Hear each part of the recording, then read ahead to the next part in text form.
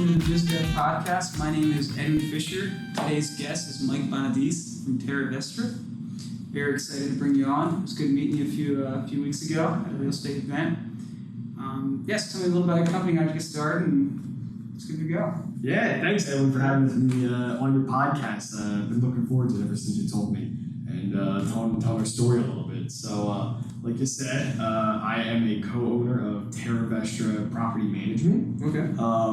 And how the company came about is a really long story that goes through multiple businesses, but pretty much we are a property management company that came to fruition because we ourselves were landlords and we had rental properties and we couldn't find good property management that specialized in the South Jersey area. Okay. And that pretty much led to its development. We started managing our own properties, and many people came to us to manage their properties or to help them through parts of the management process. And after speaking to them, they didn't really want to manage their properties full time. Mm-hmm. So they came to us saying, why don't you manage it for us? We ended up creating a business out of it and led to Terra Vestra's creation, which is a property management company that specializes in managing properties exit 6 and below in South Jersey, which is a really South Jersey way of putting things, right? We said, it's by the turnpike, exit 6 and below. So pretty much Burlington County all the way down to Salem County and Cumberland County. So how many properties did you start out with to where you realized, okay, I could see it making sense, it would be more efficient for me to create a property management company? Yeah, so I was at about, I think I was at 18 units when it started to come across my mind. My partner, who's also co-owner, Drew Side, he was at around 40-something units. So between the two of us, we were a little bit around sub 60, around 60-something, because some of those properties were shared between the two of us. And we noticed that we needed to hire someone to help manage the properties, and we had gone to some property managers and we'd asked them, hey, how do you go about managing properties? And we'd listen to their story, and then we would always end with one question, and that question was, how do you get a CO in Gloucester City?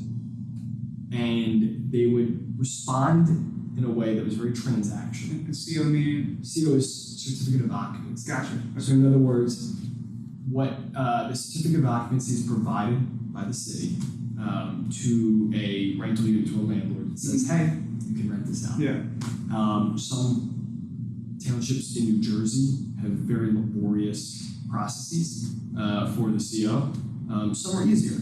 And you can tell how effective a property manager is going to be by their knowledge of that process, because that can be probably one of the most difficult elements. Right, pretty lengthy, right? It's lengthy, but it's also knowing the town and how to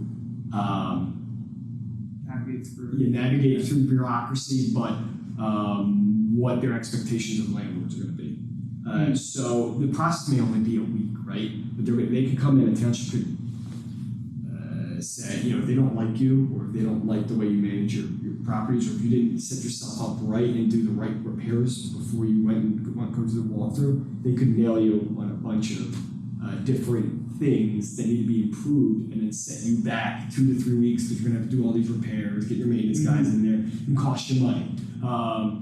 And if you don't do the process right, they might just outright, take their time to go through your application, which would again delay your tenant getting in there. And a lot of the property managers that we were speaking to didn't know how to navigate the towns that we were in, and that said, hey, that tells us that we might have something that other people are looking for, because we knew how to navigate those towns. We were very good at working with towns and being a part of the community. And a lot of the towns that we owned rentals in, they knew about us, they trusted us in a lot of different ways. And because those property managers didn't have an answer that we sufficed, we're like, why don't we do it ourselves? Mm-hmm. Why don't we become a property management company we already have a few of our friends or other co-landlords that were asking us, hey, can you go get my CO for me, or can you help me with this maintenance request, or can you help me with this 110, etc. And it just seemed like, we've got some friends asking us for things that are involving property management. We can't find a property manager that satisfies requests. So how did your process was different than kind of what the market's process was of getting those COs, and maybe, and I guess just so for our listeners, yes, every town's different, but they might have the same caveat. I'm not too sure how that process might work. Yeah, I think the core question is what made us a little bit, what made us different than the other property managers out there. I think is kind of what you're getting at, and the answer is split between downstream and upstream. Let me explain a bit. Okay. There's a lot of property management companies out there that focus on the upstream. They're glorified real estate agents. They will help you buy and sell property. They might know a guy that can help fix a problem. They might know someone that can help them through a problem. They're probably pretty good at talking to tenants. They probably can collect the rent, but they're much more focused on the investor helping get the next property, or knowing someone that can help solve the problem. We're much more on the downstream side of property management. We're really good at the gritty elements of property management. We don't know a guy, we are the guys. We have 23 employees that are maintenance techs and repair specialists, etc.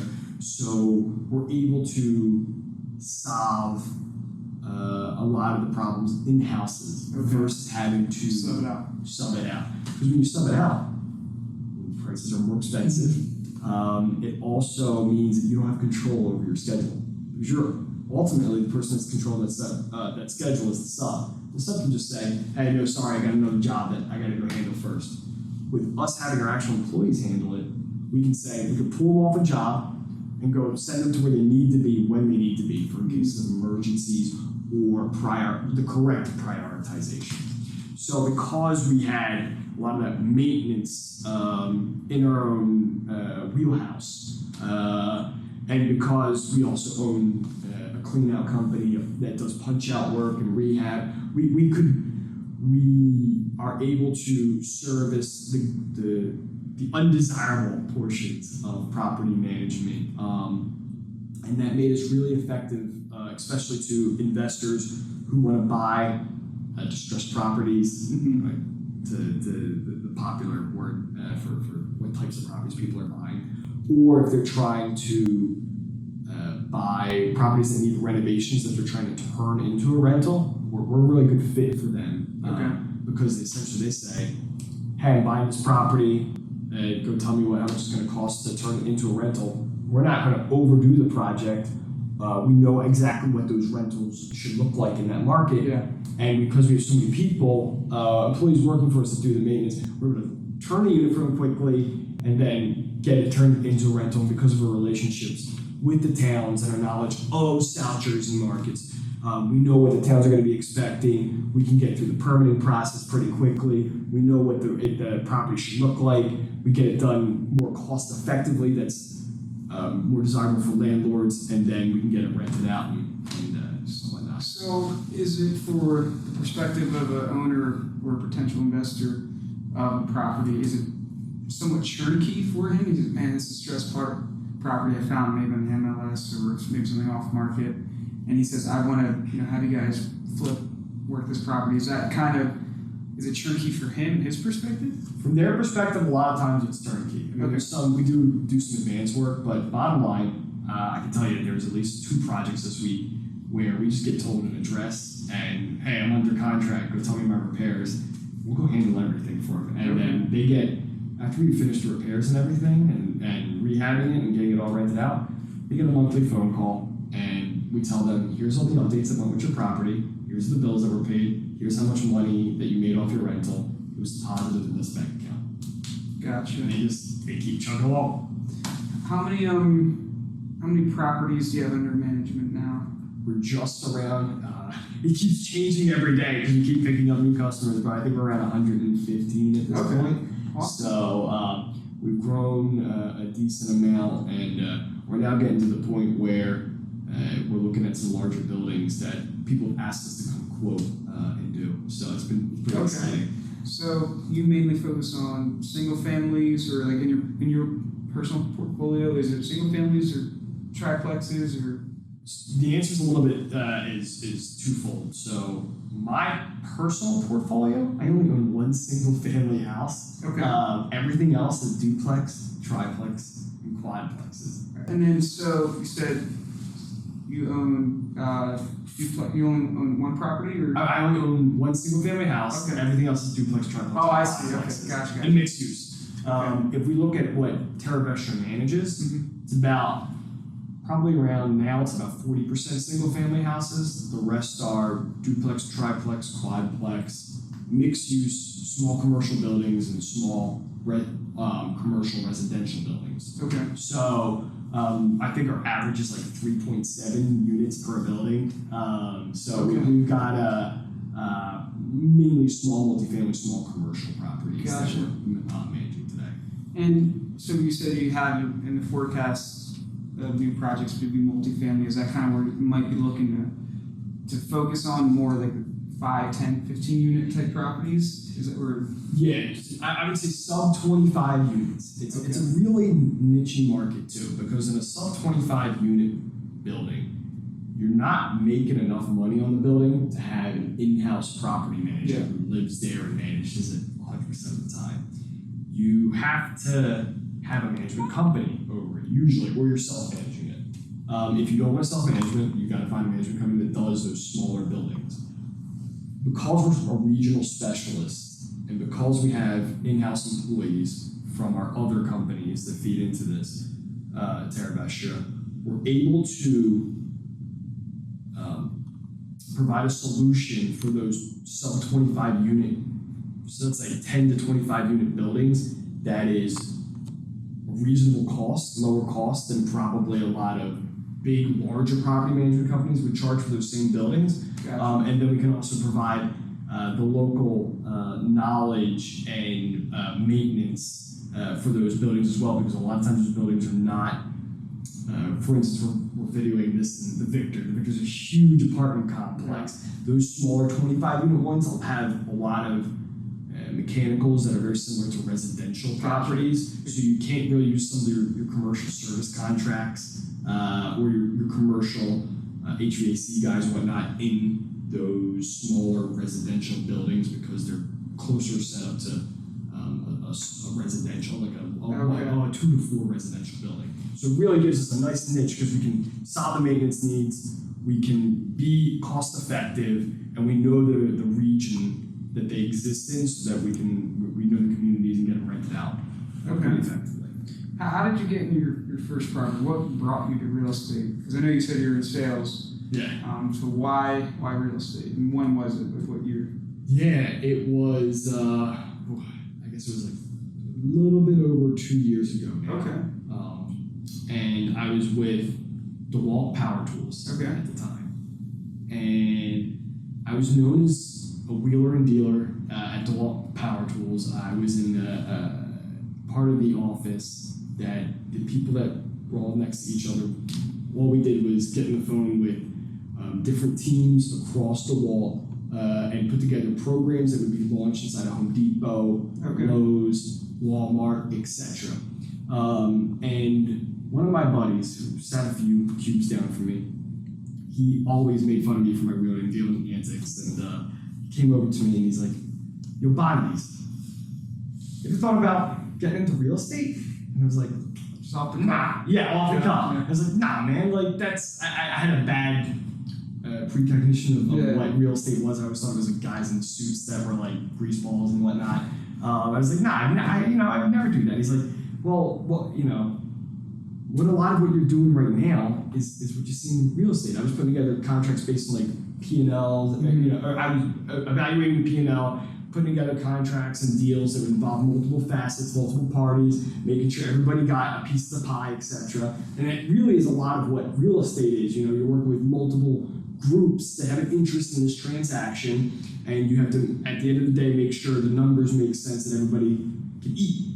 And he was a landlord, and he said, take a look at it. I've been doing it for a little bit. He had like 15 units or 10 units at the time. And he's like, dude, because you could be doing the same thing that you're doing now, but make more money for yourself. Yeah.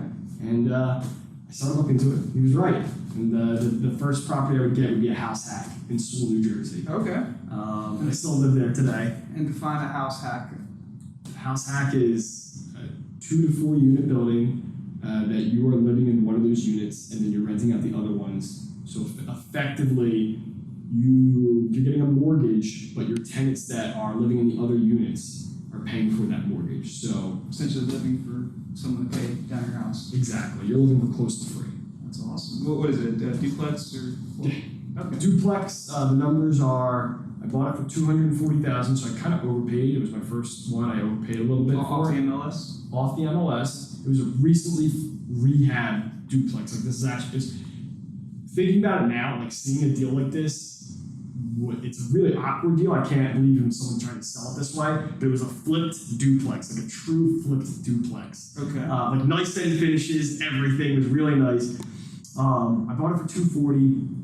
I rent out one of the units for $1,400. I live in the other. So I bought it with an FHA, so I was only 3.5% down. It was like $11K into the deal. I pay about $600 a month after everything's said and done to live in my portion of it. Okay. So it, not a bad deal. Yeah. For my first one, at least. Awesome. And then after that, you kind of proof of concept, understood it, and within 24 months, you have 16 units? Within 24 months, I'd have, how many more units would I get after that? I would get 23 more units. Okay. So I actually, after the first deal, I would wholesale a few properties. I didn't really enjoy wholesaling, but I used it to build up some capital. Okay. And in the process of me wholesaling, I met a few people, and one of those people ended up, I sold a couple deals to them. And that person, we had good chemistry, we knocked it off a little bit, and he ended up being, who's my current partner in Terra Vestra. Okay. And we bought, the next deal I would buy for buy and hold would actually be 10 units. So the next deal is a 10-unit deal that I buy for myself. 3 duplexes and a quadplex. It's me, Drew Side, and Tak Chan, who bought it in Westville, New Jersey.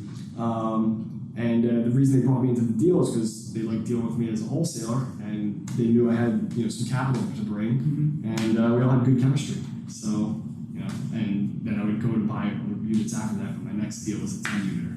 Awesome. Yeah, that's really great. So, as you and your partners decided to create this property management company, how did you build your team around that? What you say you had about 23 employees?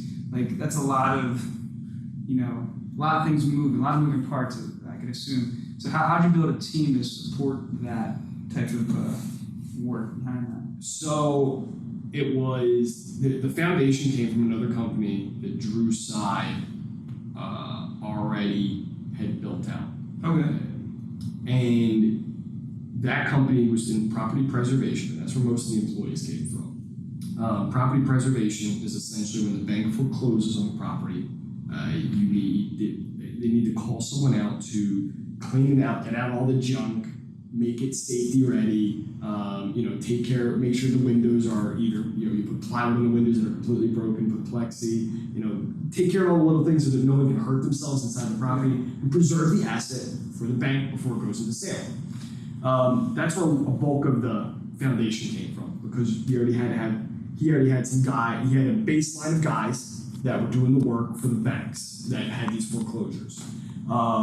Then we added in an operations manager to handle a lot of the operations for the property management. So if you think about it, you've got this group of individuals doing cleanouts for banks, doing property preservations, and you've got an operations manager who we knew that we needed to hire someone who would eventually become a GM in the property management side. So we had to teach him all the nuts and bolts of the business. So as of right now today, he's leasing out properties, communicating with tenants. We put him through the gauntlet of dealing with some of the tenant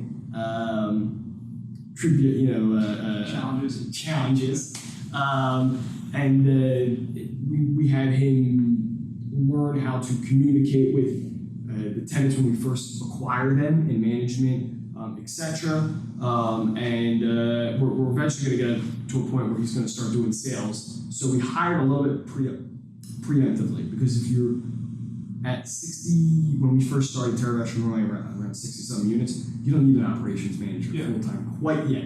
You need someone to help out, maybe an admin, but you don't need an operations manager full-time. But we knew if we're going to get up to 200, 300, 400 units, we're going to need an operations manager. So we kind of hired preemptively.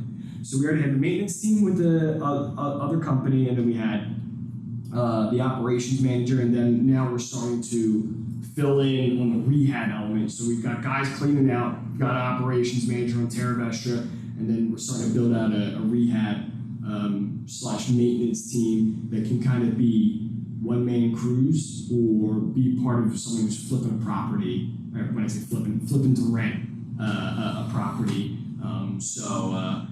If and I kind of say a lot of words there, you've got three prongs in summation. You've got the team who's handling the day-to-day work on the rental or renting out properties, like the property management team. You've got the team handling the bank work, which is really the foundation of it all, because that's where a lot of the volume comes in. That's how we were able to have so many maintenance individuals. And you've got a team that handles, let's say, the specialty repairs and the rehabbing properties into rentable units. So that's our three prongs. Okay. That we're looking at today. So where do you when acquiring a property, what are some of the things that you look at? I mean, you have a really good team behind you, a lot of skilled workers. Is there, say if there's a property that has like a foundation issue, like a lot that would scare like maybe a retail first-time buyer person. Is that like something where you really get excited about, or you think, oh man, I really have this one guy in my team that can really crush this deal? Or like, what are some of your strategies you can add to acquiring something? So we love those big problems. Yeah. Like, that's the power of having a lot of maintenance and repair guys behind you. It's full opportunity for you. Yeah, because a lot of people are going to run away, like I said. So there's a couple things that we'll look for in a house. We're not actively looking for them, but we know that when we see it, it's a huge advantage. Mold is one of them. So we have guys that are certified for removing mold on our team already. So we're not paying a giant upcharge, and we have to go to a mold remediation specialist because we already have the guys started on our team. So we're like, oh man, mold, love it. I'll take that kind of problem. Another problem is knob and tube electrical, or older electrical. A lot of people get scared of electrical problems. We love it. We've got a pair of electricians that we work through all the time. I think at one point, one of them was booked out like 4 months straight with just our work. So very reliable. We work with them so much that we knew that we just could feed them work, and we could feed them these challenging jobs like commercial rewires, full like duplex rewires on buildings that are over 100 years old. So electrical problems we like mold, HVAC problems, because we do a lot of work. I think we did 40 furnaces in the past year between all the business. So we churn through a lot of really problematic mechanical problems inside the house. But that means we have to get the house at the right price. So a lot of times those mechanical problems scare away a lot of first-time buyers or investors that want to just do carpet and paint. So that means that the price could potentially be considerably lower. I think our average purchase price per door is $27,500. Oh wow! At acquisition. Yeah. How are you finding your opportunities or deals? MLS or just all kinds market? Of ways. We find them on the MLS still. I mean, a lot of people say the MLS is dead. I disagree. I think the MLS has a lot of decent deals out there. Some slam dunks even, but they're not the standard deal. They're usually either unicorn properties, and this is only in the rental side. I would probably say for flips, you probably can't find a ton on the MLS. Okay. But for rentals, there's so many good rentals out there, especially like in Cumberland County, where Millville and Vineland, or even Salem County, where doors are super cheap because there's not a lot of people buying down there. So it's kind of like. And are they easy to fill, the tenants? There's plenty of demand. You have to do a lot of sorting. There's going to be a lot of bad apples that come into those applications, but there's plenty of demand. Okay. Sorry, what was the original question? You were asking. Just how do you, more or less, how you find your deal? Oh, find a deal. So MLS is part of it. A lot of it is because we deal with a lot of property management. We know a lot of landlords, and landlords want to sell their property sometimes, so we get it through that avenue. We also bought from wholesalers, specifically tax lien wholesalers. So they acquire the property through a tax lien. That's super fascinating. Those guys, they might have bought the property for like $8,000 because of the tax lien. So if they sell it for $30,000, they're making bajuk money. A lot of times they do it from their office. They don't go anywhere for it. They just have their. They just tell you, here's your lockbox. Tell me what your price is, and then that's kind of how it's done with. So we bought two that way. And so, the combination of things. There's just not one avenue. The one thing I will say that we haven't done, we don't do direct mail. Okay. We don't do Facebook advertising. We don't ever touch retail sellers. Yeah. When in other words, they're the ones who actively have a distressed property. We tend to buy from either a landlord. Something a commercial element or something. Yeah, something that has a commercial element. Okay. So that's probably a little bit different than I would say some people down here in South Jersey, but that's where we've seen a lot of our deals coming from. Okay. And as I mentioned earlier, off the camera, but I always like to think tax advantages. Whether I'm maybe buying a property or looking to sell a property, or I know you mentioned about there's a new tax code. You mind explaining that? Yeah, so new, I guess, relative term.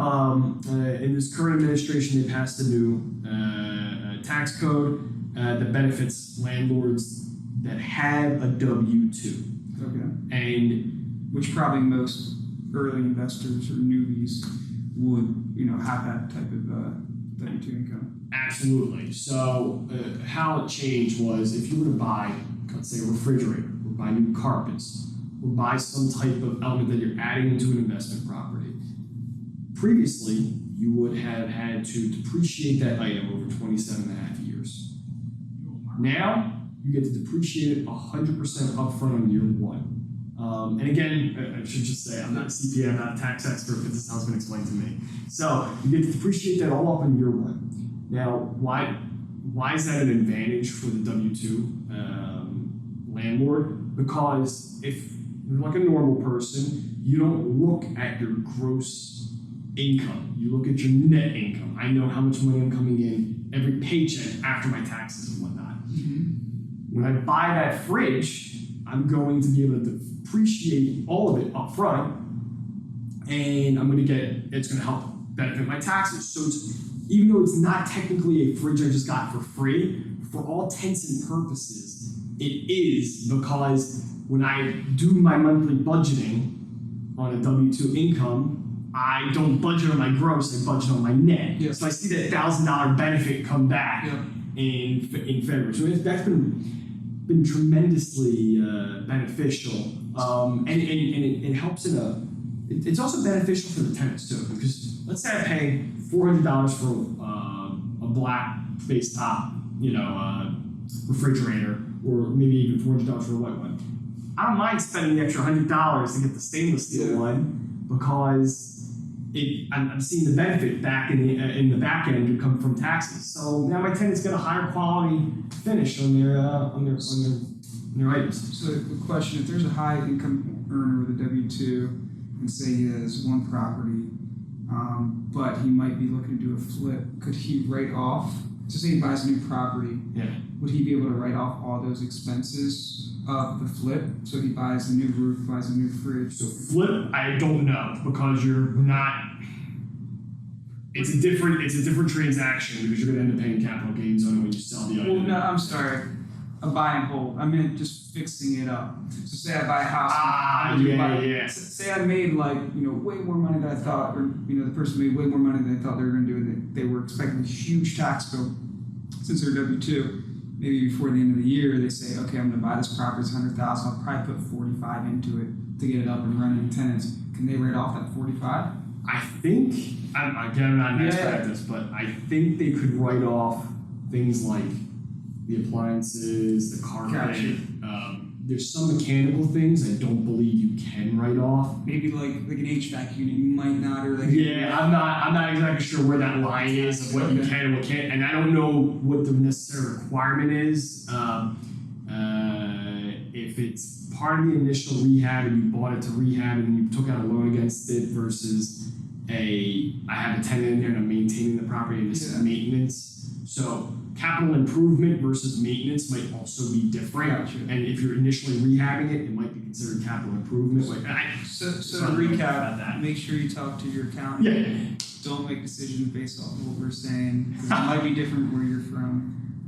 But I just thought, oh man, towards the end of the year, let's see. So though your line of thought there is definitely not too far off from what some incredibly wealthy individuals do when buying certain commercial properties. I do know of a handful of very wealthy individuals that have made so much that they're trying to write off, or they're trying to clear some of the, write off some of the taxes. They'll go out and buy a property. They don't even care if they occupy it. They just need to write off from the tax or from the acquisition perspective. So they'll depreciate the building over 27 and a half years, and they might not even do anything with the building, but they're just trying to get additional write-offs. Again, not super expert on it, but I do know people that have done that. And I like to define that as good problems. Yeah, very good problems to have in life, right? That's a very interesting position to be in. Awesome. So where do you guys see yourself? A lot of people say, what are we in 2019, fourth quarter, 10 years of a really cool economy. So and I know there's many opinions. People say it's going to keep going. People say the world's going to end. Both extremes and both sides. Yeah. What do you do in your situation to prepare for something like that? Where your thesis is, I'm not sure, but what should someone someone not full time as you, but should they be sitting on the side of cash? Should they keep buying? Yeah. Find the right deal? What's your strategy?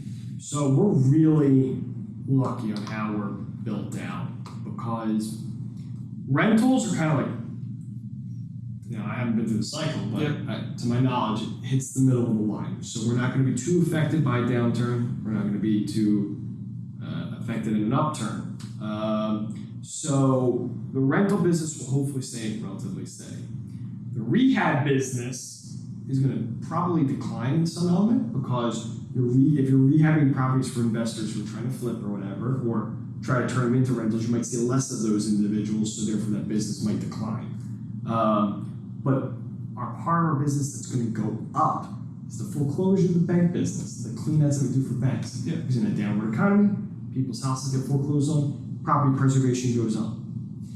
And that's the core of our business. So technically, right now, you're already set up. We're in a downturn for property preservation because the economy's doing so bad, right? Yeah. It's doing so good. Yeah. So less people are getting foreclosed on. So when the economy turns, that side of the business is going to be holding up any downturn in the other side of the business. I mean, are you planning on refinancing, cashing up, getting your war chest, so to speak, of cash if that does happen? Are you and your team thinking about that? Or? So we're building out more preservation assets. This I think it goes to the long-term strategy of what we're trying to do as a business. We've got Terra Vestra's rentals are going to continue to increase. We're trying to capture more government buildings. So for instance, right now we're working on trying to become property management for a VA building.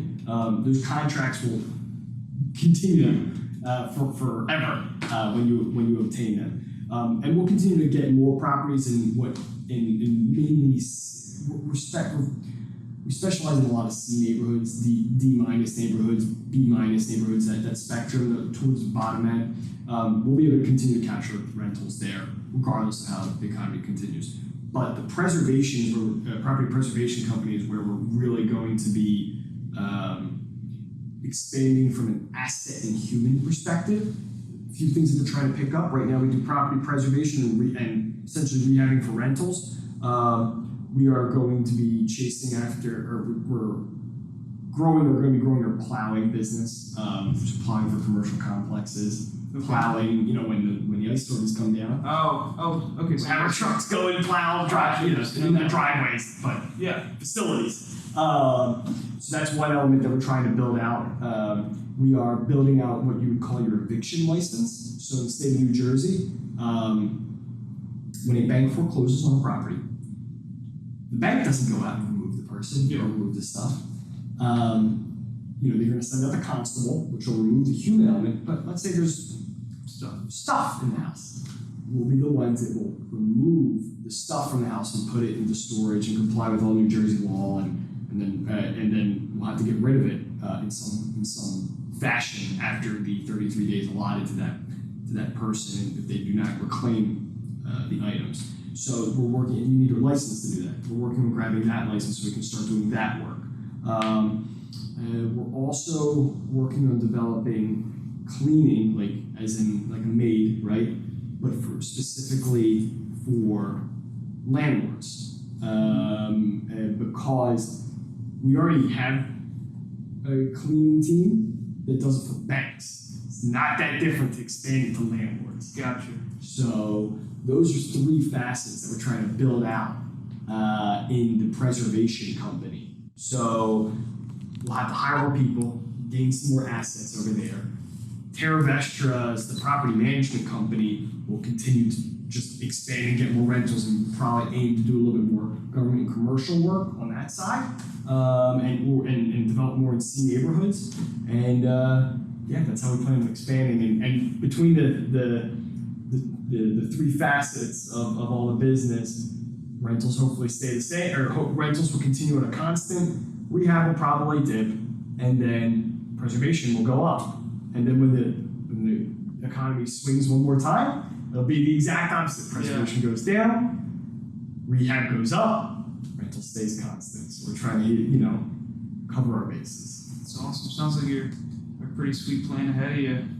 Waiting for whatever happens, because there's a lot of uncertainty. A lot of people are saying, they mentioned just we don't know. Yeah. Depending on the election and kind of how that all happens. So I'm really intrigued. I just have to think, what's my next move? Or where can I plan? Just as a retail investor, what should I be doing?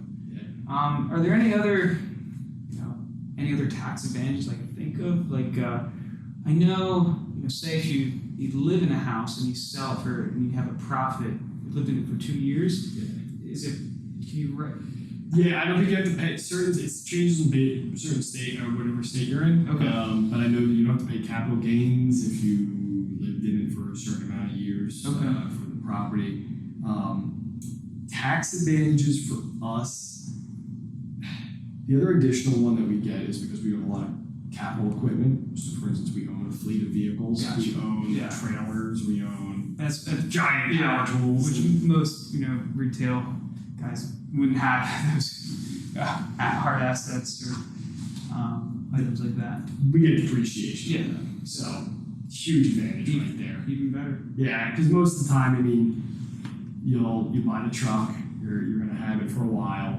It'll depreciate over time. You can't sell it. The vehicles are not like houses or property. They don't go up in value; they just go down in value. Yeah. So depreciation is definitely a real thing, but a lot of times, even when you fully depreciate a vehicle in some capacity, it can still run. So you're gaining that. You recaptured your depreciation, and you get a tax advantage for the business that way. So that's one additional benefit of being in the property let's say the grittier side of property management is capturing all that the capital equipment side. And there's things that you can also expand on depending on what you do in capital equipment. Now, this isn't something that we've done we want to explore it eventually. But large pieces of capital equipment, think bobcats, backhoes, front loaders, like caterpillars, giant pieces of machinery. Those you can acquire, do jobs with them with your own guys, and then rent them out to people that only need them for a certain amount of time. Okay. So that's it. The functionality is much more similar to rental properties in terms of the business model, because you're renting it out and you're trying to recap. You're trying to essentially break even. It's kind of like house hacking in a sense. You break even on your own asset. Activities with the asset, and then you rent it out, and that's where your gravy comes in. Yeah. There's a fellow we know who's based out of he owns a bunch of properties in Salem, New Jersey, and also in Gloucester County, Camden County. He does that, and he does very well for himself. So we're thinking about it because we can. It seems like it fits very well with the property management. The types of jobs you do with them are definitely a little bit different, but the business model itself isn't all that different from properties, or rental properties. So that's why it seems intriguing from a service level to get into. That's great. And I know you said I want to see what else you're excited about in the future, because you mentioned potentially at this VA hospital, potentially doing property management, but also moving more towards a multifamily. That's something you're working on recently. But where do you see yourself in the next few years? Like that would get you excited, or you're going to move more to multifamily? Is that something that's very daunting? Or I definitely want to. Where do we want to go? I mean, if we had it, in my head, we're up to in a couple of years, let's say 5 years from now, we're up to over 700 rentals. Probably about 50% of that would be small multifamily stuff. 50% would be medium to small sized buildings, like that around that 25 uniter to up to 100 uniters. So we've got a nice sized business there, and then hopefully we can move into large contracting on the preservation side, where we're already with a lot of banks which are in large contracts, but like we'll have the equipment to take on, I don't know, something, the Deptford Mall's snowplow item contract or something of that line, or hey, we need you're going to be managing or doing the maintenance for the Westville Industrial Complex or something like that. Okay. Something of that size. So yeah, that's kind of where a couple of years from, hopefully 5 years, 10 years from now, we're that large. Where one thing I always drive by, and I've watched them grow in size in South Jersey, and I'm always like, this guy's got to figure it out. Fazio Steel, which if anybody's familiar with the area, going down to Glassboro from let's say Sicklerville area, Fazio Steel was just like this little yard that had a little steel in it. It was things you would put on large pieces of capital equipment, a dumpster or something like that. And they grew year after year after year. Now you're driving past Fazio Steel. They're a massive industrial complex with, at any given time, probably $10, $15 million worth of assets out in their yard that people are just renting at any given time. We don't want to do exactly that, but to grow that kind of size, where a very industrial nature, and you've got a good blend of investment plus almost government. Government's not the right word, but almost government-like contracts, doing stuff with maybe FHA, VA, HUD, something like that, so that both can balance off of each other. Awesome. That's really exciting. It's really audacious. It gets me excited just thinking about the opportunity that you guys can capture, and it's really something you have a very successful business.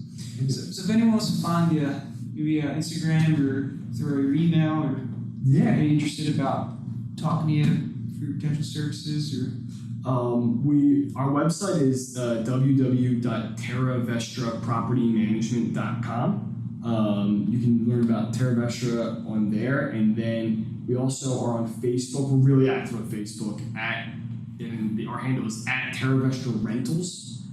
That's our same Instagram handle. And then if anybody wants to reach out to me, my number is 856-244-8242. That's my business cell for Terra Vestra. So they can give me a call and just talk or anything. Awesome. Great. Mike, man. Pleasure Yes. having you on. Absolutely. Best of luck and keep up the hard work. Absolutely. Thanks, man. It's been a pleasure being on the